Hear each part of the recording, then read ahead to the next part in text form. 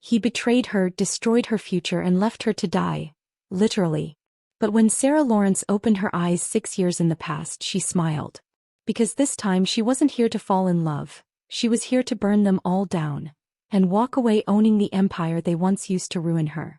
It happened on an ordinary Tuesday during the second semester of senior year, when our school courtyard bloomed with cherry blossoms and the tension of college entrance exams hung heavy in the air. But for me, that day etched itself into my memory for a reason far beyond exams. It was the day Emily Carter, the beloved daughter of the city's wealthiest family, confessed her love to Ryan Williams. We were just getting out of advanced physics class when I saw her, immaculate as always, with her soft curls cascading over her blazer, her manicured fingers clutching a bouquet of snow-white roses. Students slowed as they passed, their gazes drawn to the spectacle about to unfold. Emily stood in front of the main building steps like a scene pulled straight out of a teen drama. "I like you, Ryan," she said, voice as sweet as the spring wind. "I've liked you since middle school."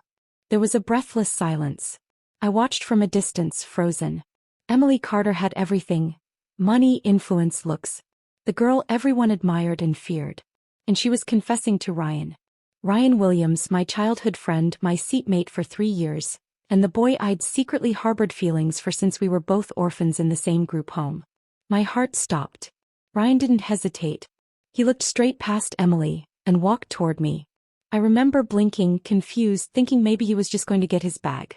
But then he stopped 2 feet in front of me, his eyes full of something unreadable. "Sarah," he said, handing me a bouquet I hadn't noticed he was holding.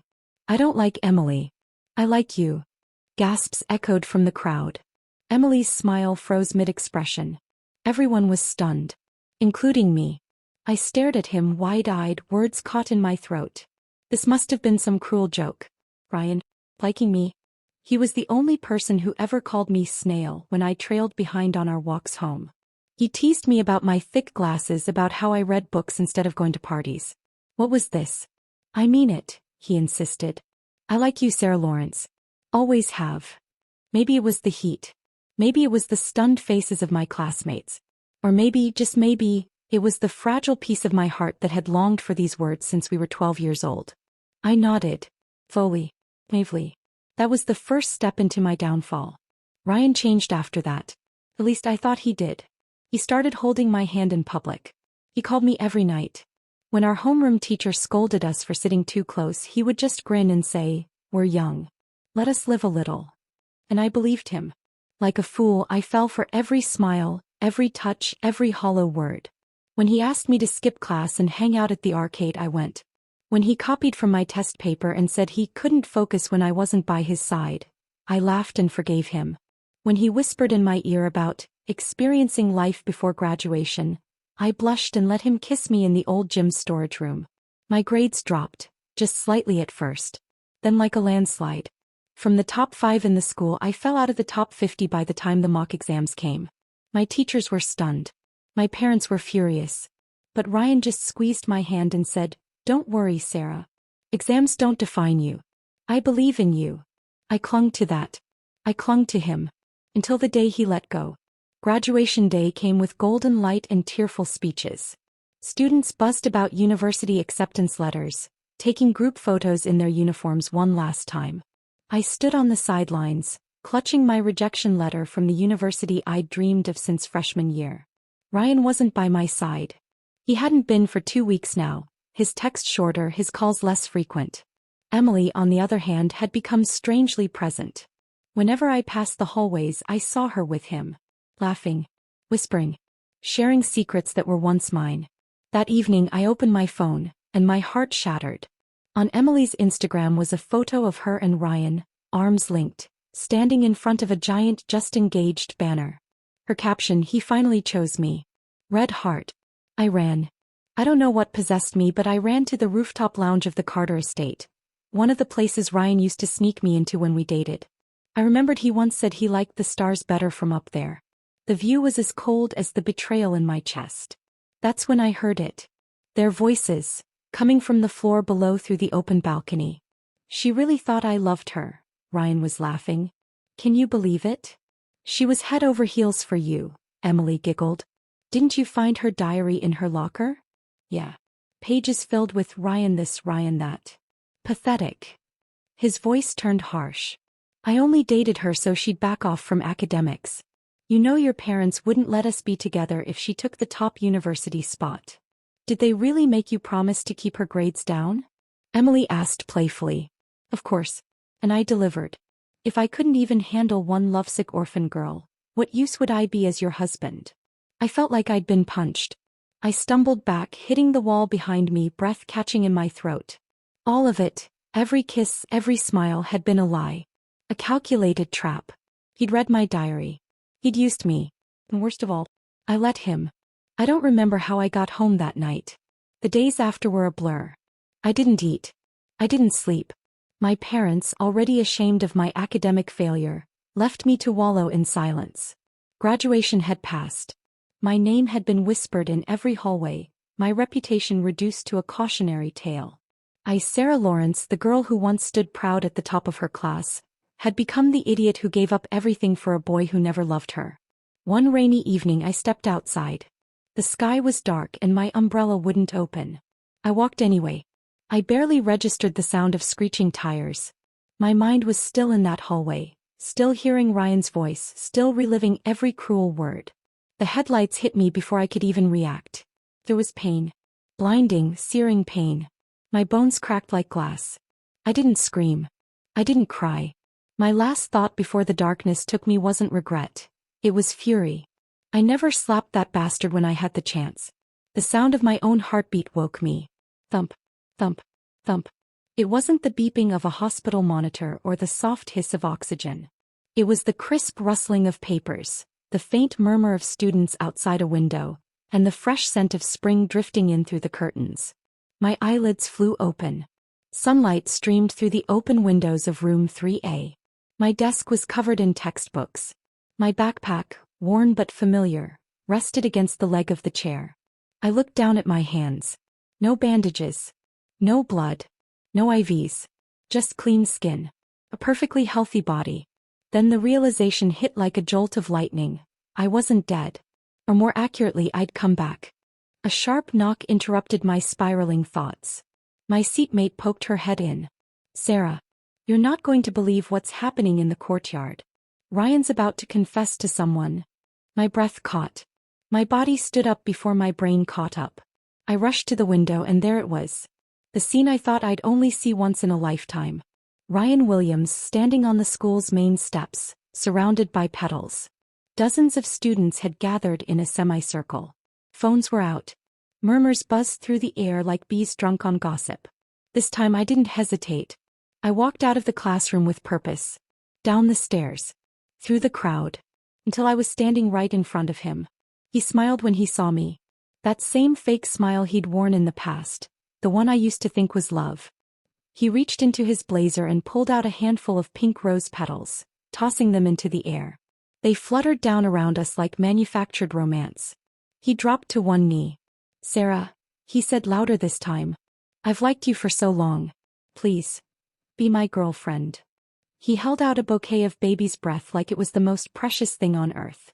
The crowd gasped, murmurs rising again. Girls squealed. A few boys whistled. I remembered this moment, how my heart had skipped, how my eyes had filled with tears. But this time, I slapped him. Hard. So hard, the petals still falling around us seemed to freeze in midair. A stunned silence fell over the courtyard. His cheek turned red instantly. His eyes widened in disbelief. Sarah? Are you nervous? He awkwardly shoved the bouquet toward me again, trying to smile through the pain. Don't worry. I'm serious this time. I need him in the groin. Then another slap. Ryan collapsed to the ground with a muffled groan, clutching himself in pain. Gasps erupted from the crowd. Laughter. But my heart was pounding, but not with nerves. With power. I looked down at him coldly. I don't like you. I never will.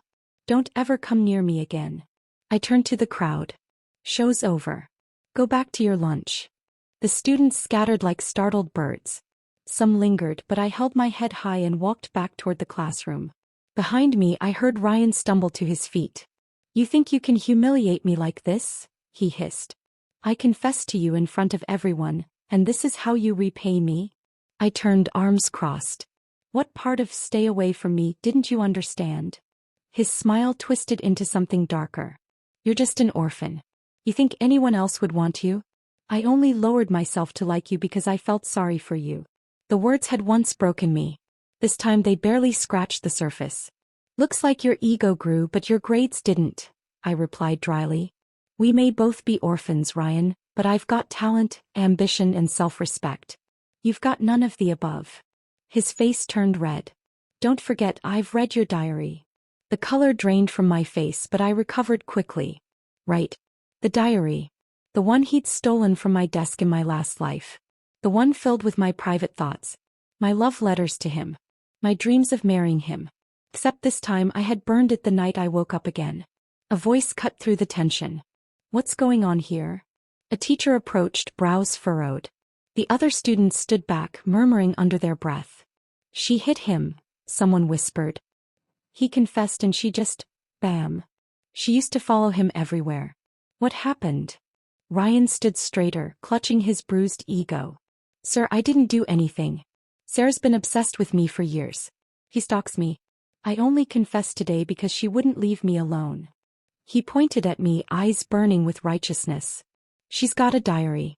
Pages of it filled with my name. She's always been in love with me. The teacher turned to me. Sarah? Is that true? I didn't speak. I simply walked back into the classroom. I opened my desk, pulled out a notebook from the deepest corner and returned to the hallway. My fingers trembled, not with fear but with carefully rehearsed anger, as I raised the pink-covered book into the air. You mean this one? Ryan's eyes lit up. Yes. That's the one. Check page 14. It has my name written 20 times. I opened the notebook and held it out to the teacher. Please check it, sir. He took it, flipping through the pages carefully. His expression shifted from confusion to disbelief. The students leaned in curiously. Page after page was filled with wrong math problems, chemistry errors, essay rewrites, a mess of academic trial and error. No love notes, the teacher said slowly. No names. Just study notes. A boy from our class leaned over to peek. What is this? Ryan, are you blind? The teacher frowned. Ryan, I hope you understand the seriousness of what you just claimed. If I didn't know Sarah's record, her perfect behavior, her academics, I might have believed your story.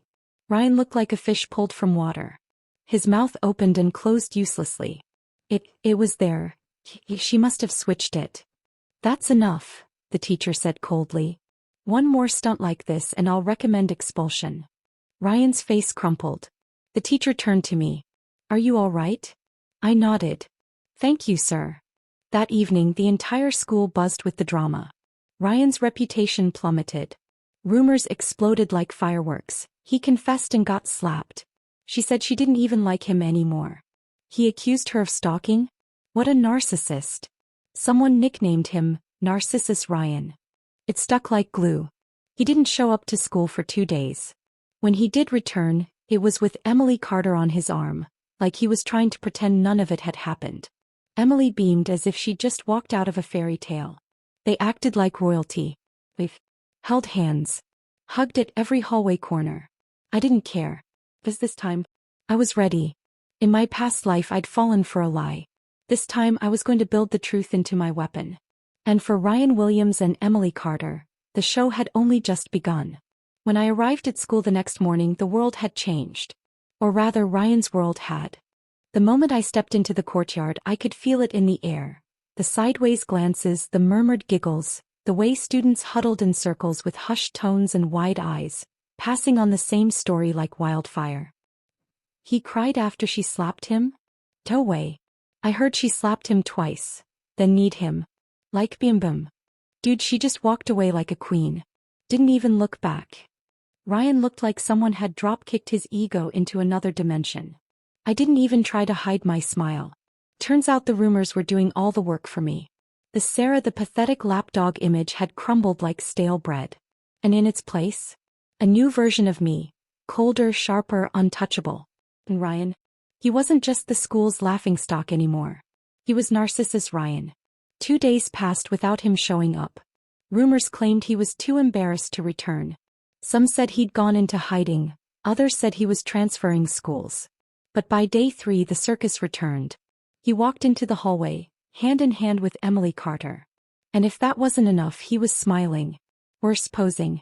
Emily wore a custom-tailored navy skirt suit with her name embroidered in cursive on the hemline.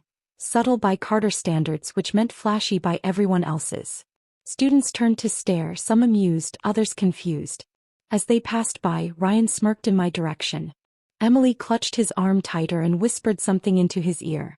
He laughed, loud and forced, like a sitcom actor trying too hard. I rolled my eyes and returned to flipping through my chemistry notes. Unfortunately, peace is something Ryan and Emily were physically incapable of allowing me. By lunch, my seatmate practically tackled me at my desk. Sarah, listen to this, she squealed, slapping her hands down. You were at the library this morning, right? So you missed it. But you'll die. I'm listening, I replied dryly. She wiggled her eyebrows. Emily publicly confessed to Ryan in the garden near the main gate. Like full-on cheesy movie confession. Flowers, violin music from a Bluetooth speaker, the whole thing. You're kidding. I wish I were. It was like second-hand embarrassment on steroids. She told him she's never loved anyone more and he, get this, cried. In front of everyone. I stared at her. And then, she continued dramatically, she kissed him. Sloppy. Loud. In front of the art teacher. Who fainted. Spot. You're lying. I have video, she said, opening her phone. Sure enough, there it was. Emily grabbing Ryan's face like a soap opera villain and planting a kiss so exaggerated it echoed like someone smashing jello. The camera caught the art teacher in the corner, stumbling back in horror before collapsing on a bench. I pinched the bridge of my nose. My brain hurts. Oh, it gets worse, my seatmate whispered gleefully. They walked into the teacher's office together after the kiss. Like they expected to be praised or something. What did the teacher say? He shrugged. I think even the faculty gave up. Everyone's just ignoring them now. And so began the flaunting era. Ryan and Emily made a point to stroll through every hallway like they owned it. Holding hands. Feeding each other snacks. Taking mirror selfies in front of the trophy case like it was a fashion shoot. They were a walking advertisement for delusion. Of course, Ryan couldn't resist the occasional jab. One afternoon, I was carrying a stack of books back to the library when I nearly collided with them. Careful, he said, grabbing Emily by the waist and pulling her aside, dramatically. You wouldn't want to hurt yourself carrying all that, nerd. I looked at him blankly. Still hitting the books? He added, sneering. Don't you get it? In the end, girls like you still need guys like me to succeed. It's the way the world works. I said, nodding. Really, he continued smugly. Studying too hard makes your face wrinkle. Fascinating, I replied flatly. You know, Emily chimed in, if you spent half as much time learning makeup as you do memorizing equations, you might actually be cute. They waited. For me to cry. To lash out. To fall apart. Instead, I smiled faintly and stepped around them. Make sure to get your shots. Delusion is contagious. Ryan's mouth hung open. Emily turned bright red. Behind them, 2 juniors high-fived each other with whispered cackles. After that, they escalated. They started showing up near my classroom during breaks, whispering to each other while staring directly at me.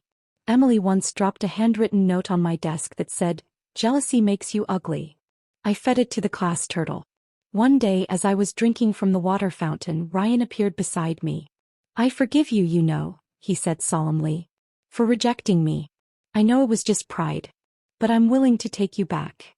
"Take me back to where?" "Hell." He blinked. "You're not a lost opportunity, Ryan. You're a bullet dodged." He stared at me, jaw tightening. "You're only acting like this because you still like me." I gave him a long, sad look. "You really think the entire universe revolves around you, huh?" He pointed a finger at me. "You'll regret this." I smiled, picking up my notes. "Already did. That's why I burned the diary." He froze. My seatmate clapped quietly behind him. Snaps for Sarah. But even with the chaos swirling around me, I didn't waver. I'd learned the hard way in my first life. People like Ryan and Emily want you to fall.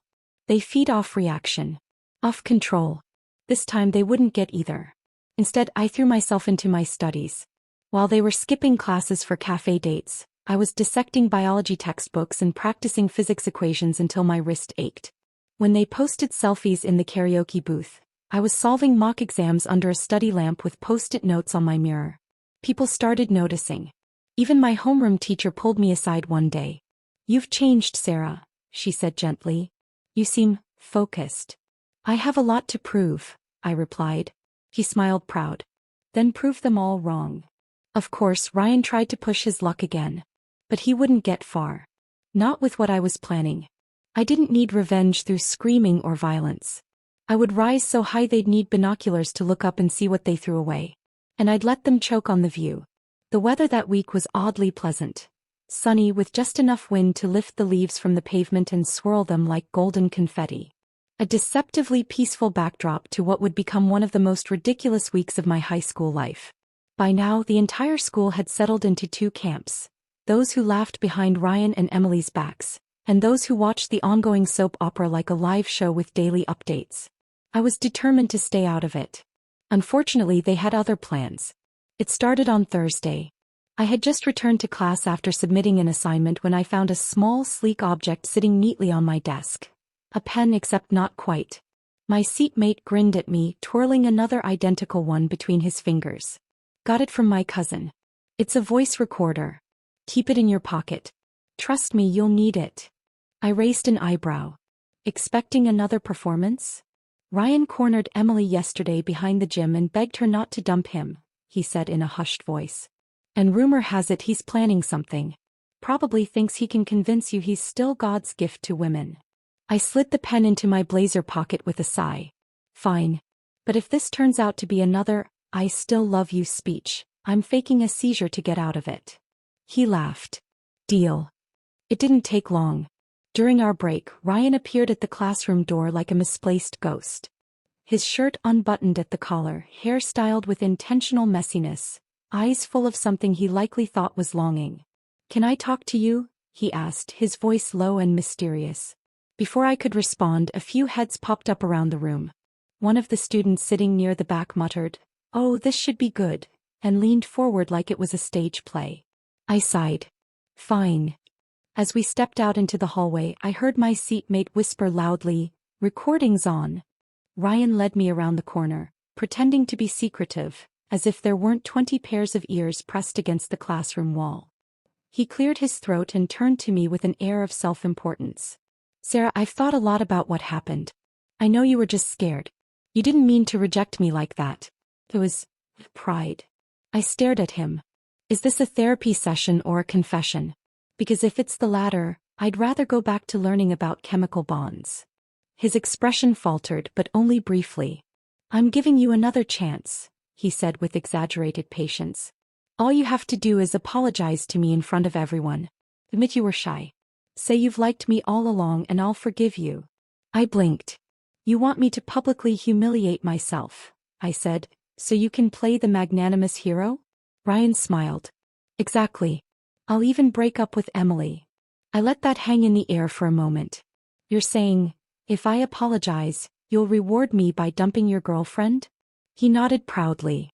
I took a deep breath and leaned against the wall. "Anything else in this generous offer?" Ryan's face turned more serious. "If breaking up is too much pressure, we can keep things discreet. I mean, Emily's family is rich. There's pressure, you know. But you're someone I really care about. You want me to be your mistress." He winced. "Don't say it like that. Think of it more like being special. You'll have my heart. She'll just have the title." I burst out laughing. He stepped closer. "Hey, I'm serious. I promise I'll treat you better than her. And who knows, once I secure her family's support." "Let me stop you right there," I interrupted. "Do you hear yourself? You're actually offering me the role of second-choice sidekick. Like it's a promotion." Ryan hesitated. "But you said before that I was the only one you ever." I leaned in, voice low. "That was before. Before you stole my diary, sabotaged my future, and used my heart like a doormat." He looked wounded. "But you're an insecure narcissist who thinks pity is love and manipulation is affection." "I'm not flattered, Ryan. I'm revolted." Behind us, the classroom door creaked slightly. Laughter bubbled out from the thin crack. Ryan's face turned beet red. They were listening? Of course they were, I said sweetly. It's your favorite kind of audience, an admiring crowd. Back inside the classroom, the air practically crackled with tension. Someone clapped sarcastically as I walked in. Ladies and gentlemen, Narcissus, the sequel. My seatmate held up the pen triumphantly. Got the whole thing. This is gold. Another student leaned over with a grin. Mistress? Really? He offered you mistress. I nearly said yes just to get free snacks out of it, I deadpanned, collapsing into my chair. Ryan stormed past the door, his pride bleeding like a paper cut, small but relentless. I thought that would be the end of the absurdity for the day. But then came Emily. She showed up at my desk that afternoon like a royal dignitary arriving at a peasant's doorstep. Perfect curls. Peach gloss. That same irritating tilt of her chin that screamed, I think I'm better than you. Let's talk, she said. My seatmate, bless his soul, slid another recorder pen into my pocket with a dramatic sigh. Round 2. Ding ding. We stepped into the hallway. Emily folded her arms, expression sharp. I don't know what you're trying to pull, she said, but Ryan is mine. By all means keep him, I replied. He's all yours. Forever. She blinked. Good, she said, voice rising. Because we've already given each other our firsts. Emotionally and physically. We're bonded. I smirked. Congratulations. That sounds like an STD ad. She ignored me. Flat chest. No curves. You can't even compare, she added, her words sharper now. He told me. Even if he was with you, you'd always just be the backup. The mistress. You sound very confident for someone who has to keep reminding herself that she's one. Her jaw clenched. You'll never be me, she hissed. Thank God, I muttered. Behind her, 2 students rounded the corner. Emily, too consumed by her own speech, didn't notice the audience forming nearby. I waited until she paused. Then slowly I reached into my blazer, pulled out the pen and clicked it off. She froze. You recorded me? Of course I did. She took a step back, face draining of color. You can't. Can't what? Use your own words against you? I haven't even played the recording of Ryan offering me a mistress deal. Want me to post it side by side? She opened her mouth. Closed it. The hallway was quiet except for the soft murmurs of the students behind her, now openly watching. One whispered, damn. I leaned forward. Next time you try to shame someone, make sure you're not the punchline. Emily turned and stormed off, heels clicking like punctuation. My seatmate peeked around the corner with a grin. Best episode yet. Later that day, a new meme circulated around the class group chat. It was a badly photoshopped image of Ryan holding a rose and a text bubble that read, Will you be my side chick? You'll have my heart. She'll just have the Carter family fortune. I didn't respond. I didn't need to. Because everything was falling exactly into place. If pettiness were currency, Ryan and Emily would have been billionaires. After the mistress scandal, now nicknamed Mistressgate, you'd think they'd take a step back. Maybe lay low. Reflect. Journal. But no. Instead they doubled down. On Monday morning, Ryan strutted through the hallway with a bouquet of lilies. Emily clung to his arm like she was auditioning for The Bachelor. Delusional high school edition. They stopped near my classroom and posed. Yes, actually posed. For a photo while a friend took pictures from every angle. I watched from my seat, utterly unfazed. Because while they were flaunting themselves like circus clowns, I was highlighting biology diagrams and memorizing calculus theorems. While Emily was brushing on peach lip gloss, I was brushing up on literary techniques for essay prompts. I was no genius. I knew that. But I had something far more powerful now, rage-fueled discipline. I studied during breaks, after school and late into the night. I drank black coffee and solved practice papers until my eyelids twitched. I stuck formulas on my bathroom mirror. I rewrote vocabulary lists in the margins of my textbooks. I even made my own flashcards by hand. Because this time I wasn't going to let anyone, especially them, steal my future again. And then came the college entrance exam. 2 days. 6 subjects. Hours of tension. The night before I sat alone at my desk staring at the last flashcard I'd made. Success is the best revenge. I slid it into my pencil pouch, zipped it closed and whispered aloud, This time I win. The exams were brutal. But I walked out of that building with something I hadn't felt in years. Peace. No expectations. No despair. Just clarity. I'd done my best. No. I waited. Results day arrived like thunder. I sat at a local internet cafe barely breathing, staring at the login page. My fingers trembled as I typed in my ID and password. The page loaded slowly, crawling pixel by pixel. Then boom. 703. I blinked. Then blinked again. The number blurred as tears welled in my eyes. I leaned back in the chair, staring at the screen, unable to move. Not just from joy, but from the overwhelming sense of vindication. It had all been worth it. I immediately messaged my homeroom teacher, who replied within minutes. "I'm proud of you, Sarah. This is the highest score in our class."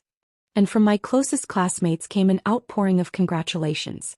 For once, it wasn't tinged with sarcasm or pity. It was genuine. Graduation arrived in a swirl of flash photography, white ribbons, and awkward hugs. Our class created a group chat filled with nostalgic jokes, old photos, and final goodbyes. It should have been a quiet, wholesome space. Until my seatmate, of course, added Ryan. "I'm bored," he messaged me privately, laughing. "And you know this will be fun." "Fun for who?" "Us," he replied with a wink emoji. "You'll see." And sure enough, within 10 minutes, Ryan added Emily. The group was never the same. They spammed the chat with 70+ photos. Morning selfies. Matching outfits. Goodnight, baby red heart, snapshots. A video of Emily feeding Ryan cake with a silver spoon. A boomerang of them doing heart signs with their fingers in a park. Publicly, everyone sent polite claps and emojis. Privately, the side chats exploded. "This is so cringe, I think I just sprained my soul. Do they think this is romantic or Revolutionary War reenactment? My parents don't love each other this much and they've been married for 25 years. But amid the love bombing, something interesting began to unfold. The other students, slowly one by one, began sharing their college entrance exam results. Some scored in the 600s, a few in the 500s. 2 had even broken into the 700s like me. The atmosphere shifted to celebration, pride, and then curiosity. Because Ryan and Emily said nothing. At first, everyone assumed they were just modest. But hours passed. Then a full day. Still nothing. That's when someone finally asked, "Hey Emily, you were in the top 100 last semester, right? How'd you do?" No reply. Another message followed. "Ryan, weren't you aiming for the top 20? Still silence. And then the photo. Dropped into the chat by someone with no context and a caption that simply read. The image was grainy but clear enough. Emily was pale, lying in a hospital bed, clutching her stomach. Surrounding her were adults in formal clothes. Obviously the Carter family. Standing awkwardly beside her was Ryan, his face bruised, lips swollen, and one eye barely open. You could almost hear the group chat erupting in real time. What? Is that real? Where did this come from? Why does Ryan look like he got dragged behind a bus? It was chaos. I didn't say a word. But I watched as the truth unraveled piece by piece. A classmate with connections, whose father worked in a private clinic, sent the next message. Heard from my dad. They didn't take the exam at all. Left school the day before to go to a hotel. Wait, like, a hotel? Yep. Carter family found them in a suite. Emily's dad walked in. And Ryan got punished. No. You guys. Emily had a miscarriage. From stress. Yep. And Ryan ended up in the ICU. You could feel the shift happen. The chat, once light-hearted and snarky, went dead silent. And then came the pity. But not for the reason anyone expected. I mean, this is what happens when you play stupid games. They threw away their future for what? Selfies and drama.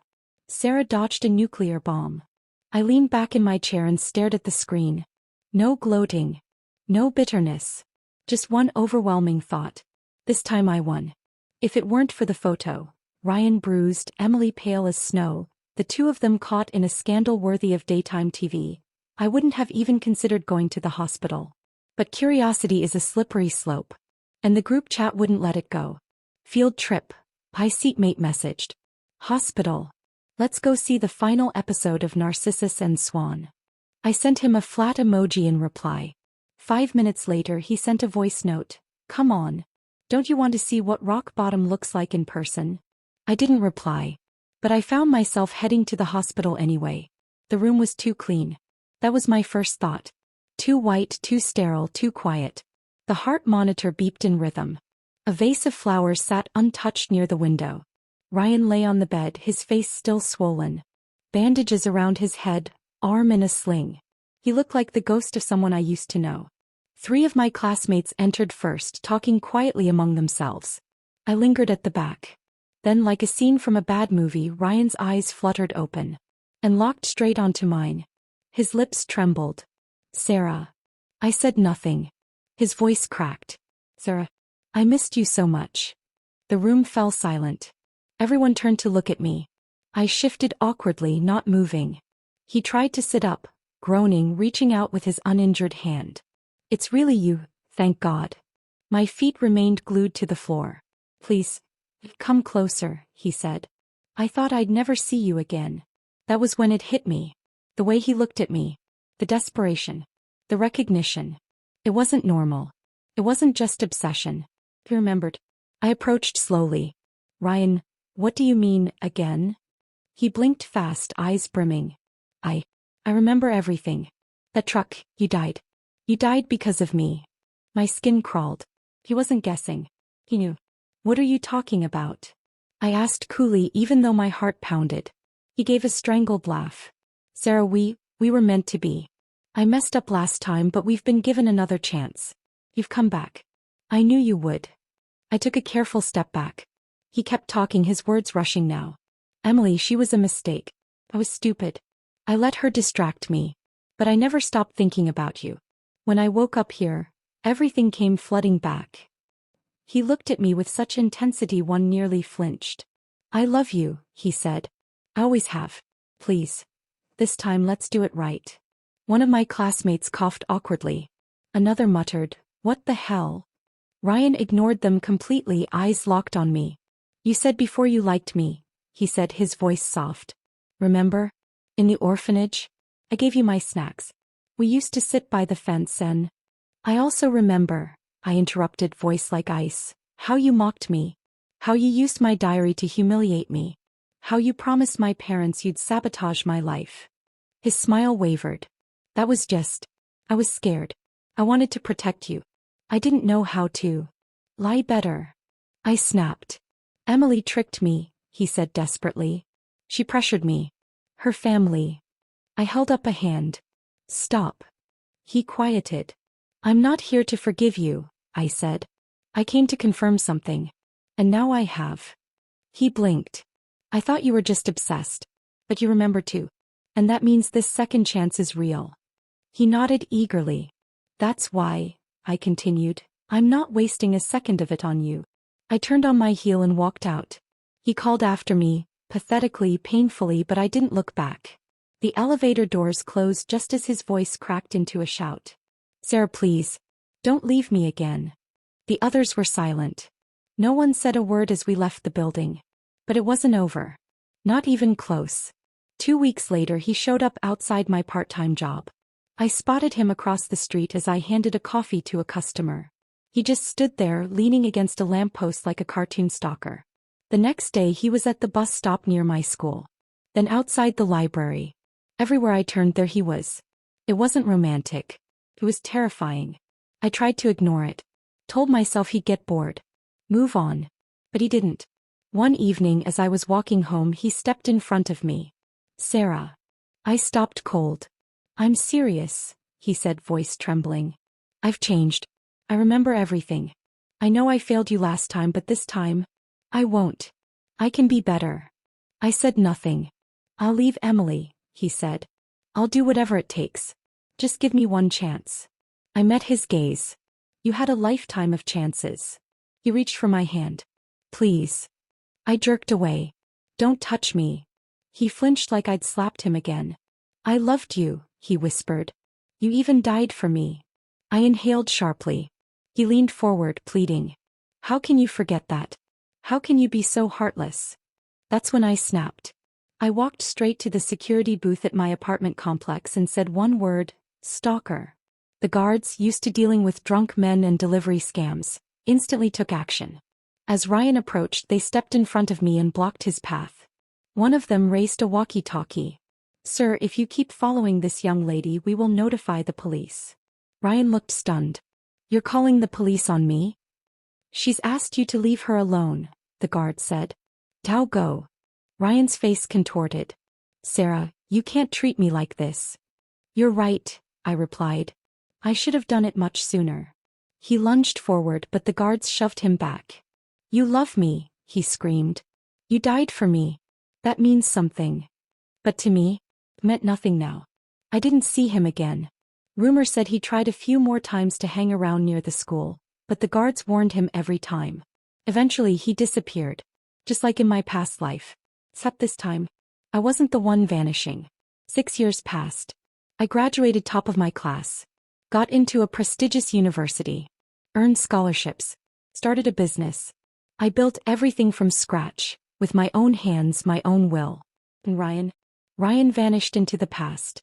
Until one night he showed up again. But this time not alone. He brought the ghost of our former lives with him, clinging to a woman who looked far too tired for her age. Emily Carter. 6 years is enough time to become unrecognizable. Not just in face or fashion, but in power, in presence, in how the world speaks your name. Once upon a time, Sarah Lawrence was the girl in oversized sweaters, dragging her bag through the school corridors, head down, heart bruised. But that version of me no longer existed. She was buried under university degrees, late nights building pitch decks, rejected proposals turned into 10 accepted ones. I didn't just rise, I rebuilt. With vengeance in my bones and success in my hands. And now, 6 years after Ryan and Emily shattered me, I was about to walk into the same banquet hall that would destroy them. The hall glittered with crystal chandeliers. Laughter echoed through soft jazz, champagne flowed like rivers, and deals were made with handshakes behind designer clutches. I walked in wearing a sleek black silk gown that hugged my figure with unapologetic confidence. Diamond studs, nothing flashy. Just enough to whisper, "She doesn't need to impress you. She's already beyond you." My assistant trailed behind me, updating me on the speaker lineup. I scanned the room. Polished.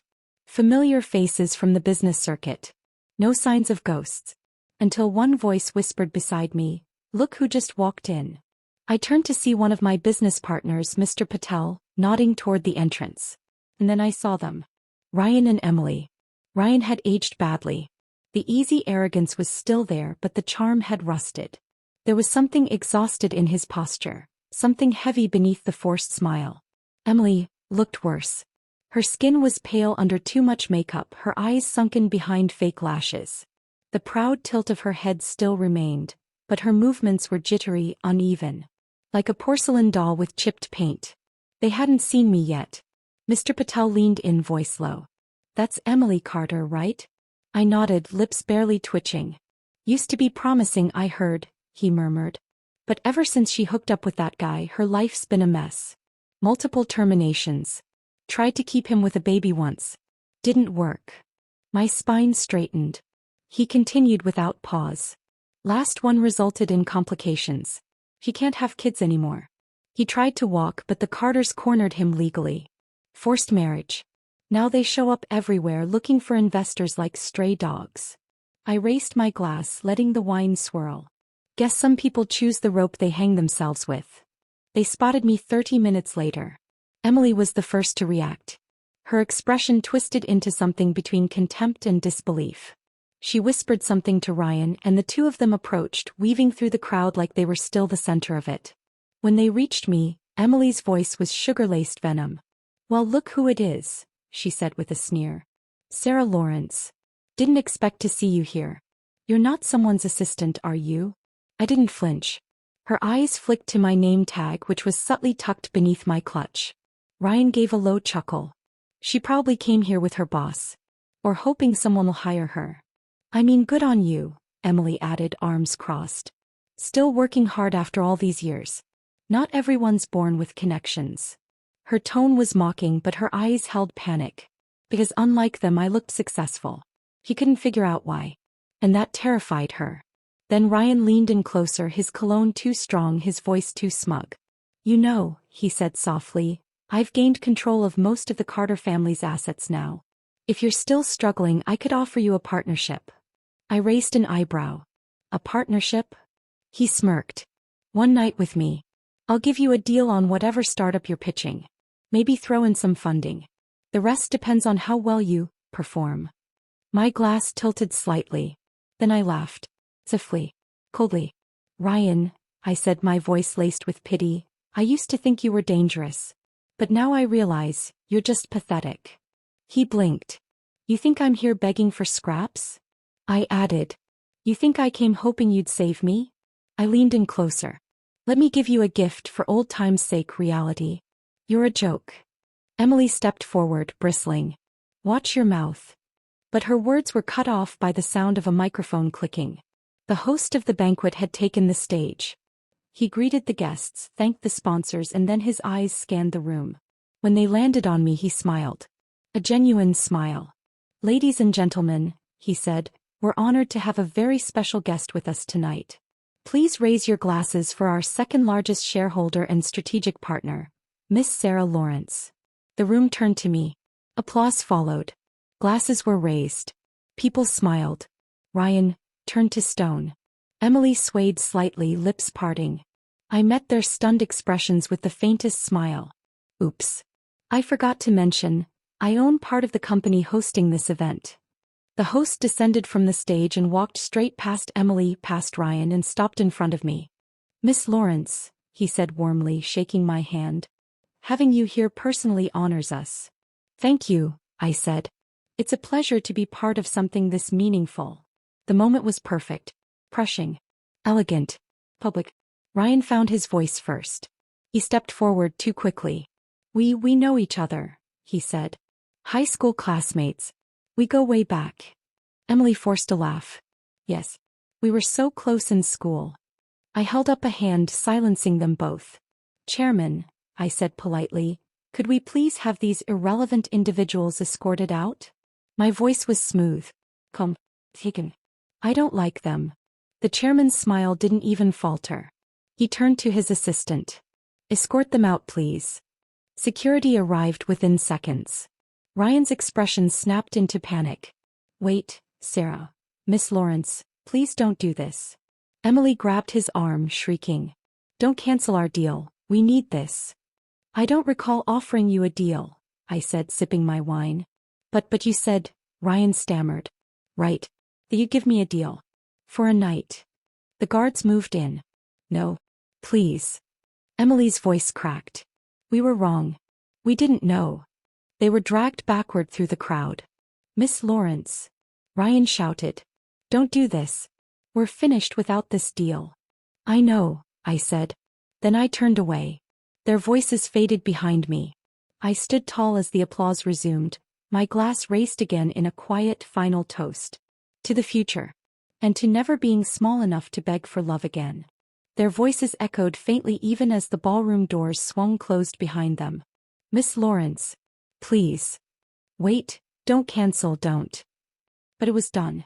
Security had removed them cleanly, quickly, like wiping dust from crystal. And in their wake the hall fell into an odd hush. Not awkward, not scandalized, but reverent. As if the room had just witnessed something powerful. Something poetic.